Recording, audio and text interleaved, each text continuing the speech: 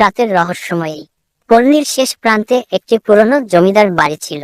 শোনা যেত সেই বাড়িতে এক অভিশপ্ত আত্মার বাস। গ্রামের মানুষ রাতের বেলা ওই বাড়ির পাশ দিয়ে যেতে ভয় পেত। একদিন শহর থেকে অর্ণব নামে এক তরুণ আসে গ্রামের এক বন্ধুর সাথে বেড়াতে। গল্প শুনে সে ওই বাড়ি দেখতে চায়। বন্ধুরা অনেক নিষেধ করলেও অর্ণব ছিল ভীষণ জেদি। এক রাতে পূর্ণিমার আলোয় সে একা জমিদার বাড়ির দিকে রওনা দেয়। পুরনো দরজা ঠেলে ঢুকতেই যেন শীতল বাতাস তার শরীরের ভেতর দিয়ে বয়ে যায়। সবকিছু ধুলো আর জালে ঢাকা। তবে বাড়ির মূল ঘরে ঢুকতেই অর্ণব হতবাক হয়ে যায়। সেখানে দাঁড়িয়ে ছিল এক অপূর্ব সুন্দরী নারী। তার লম্বা চুল এলিয়ে পড়েছে পিঠে। পরনে লাল শাড়ি, চাঁদের আলোয় যেন তার গায়ের রং মোমের মতো জ্বলজ্বল করছে। অর্ণব কাঁপা কাঁপা গলায় জানতে চায়, আপনি এখানে কে? নারী মৃদু হেসে বলে, আমি কুমুদিনী, এই বাড়ির শেষ জমিদারের কন্যা। অর্ণব তার সৌন্দর্যে মুগ্ধ হয়ে কথা বলতেই থাকে। কিন্তু হঠাৎ করেই তার চোখে পড়ে নারীর পায়ের পাতা উল্টো। ভয়ের শীতল স্রোত তার মেরুদণ্ড বেয়ে বয়ে যায়। নারীর হাসি আস্তে আস্তে অস্বাভাবিক হয়ে ওঠে। তোমাকে ভালো লাগলো অর্ণব, বলে কুমুদিনী। তুমি আমায় সঙ্গ দেবে তো? অর্ণব দৌড়ে পালানোর চেষ্টা করে, কিন্তু দরজা যেন বন্ধ হয়ে গেছে। পেছনে তাকাতে এসে দেখে কুমুদিনীর চেহারা বিকৃত হয়ে গেছে। চোখ দুটো আগুনের মতো জ্বলছে, আর তার শরীর থেকে বেরিয়ে আসছে কালো ধোঁয়ার মতো কিছু। সেই রাতে গ্রামবাসীরা শুনতে পায় অর্ণবের চিৎকার।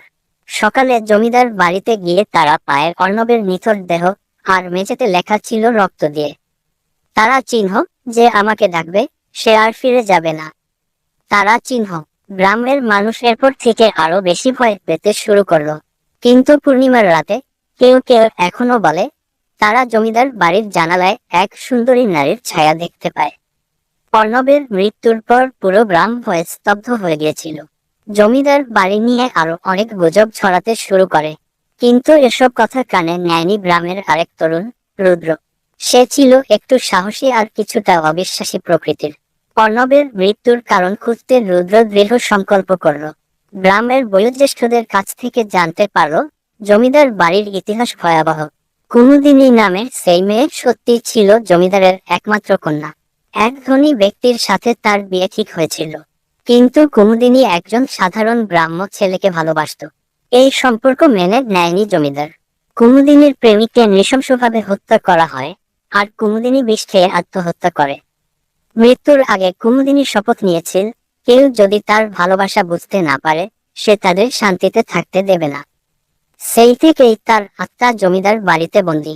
রুদ্র ঠিক করল সে কুমুদিনীর সঙ্গে দেখা করবে এবং তার রহস্য উন্মোচন করবে। এক পূর্ণিমার রাতে সে একাই জমিদার বাড়ির দিকে রওনা দেয়। বাড়ির দরজায় পৌঁছানোর পর রুদ্র অনুভব করে আশেপাশের পরিবেশ আরো ভয়ঙ্কর হয়ে উঠছে।